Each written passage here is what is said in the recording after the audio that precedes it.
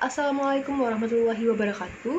Saudara-saudara yang saya hormati, pada kesempatan ini saya akan membahas salah satu nilai yang sangat penting dalam kehidupan kita, terkhusus bagi masyarakat Bugis, di mana masyarakat Bugis memiliki salah satu falsafah yang masih dianut hingga saat ini, yaitu lempu atau kejujuran.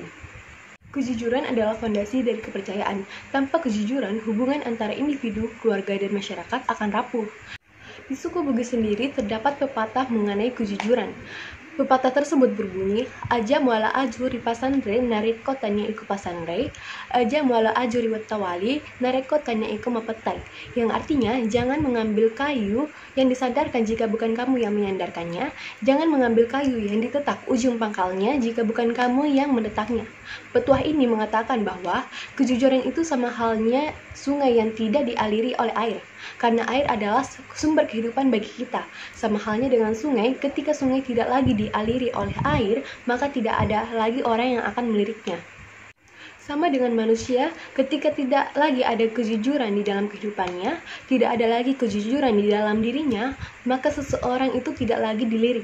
Karena sesungguhnya manusia sejati itu akan dilirik ketika ia memiliki kejujuran yang ditanamkan dalam dirinya.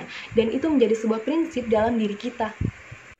Mari kita ingat bahwa kejujuran juga mengajarkan kita untuk bertanggung jawab atas tindakan kita. Dengan bersikap jujur, kita menciptakan lingkungan yang positif dan mendukung, di mana setiap orang merasa dihargai. Maka dari itu, ayo kita tanamkan kejujuran dalam diri kita dan sebarkan nilai ini kepada orang-orang di sekitar kita. Dengan begitu, kita akan membangun masyarakat yang lebih baik dan lebih bermartabat.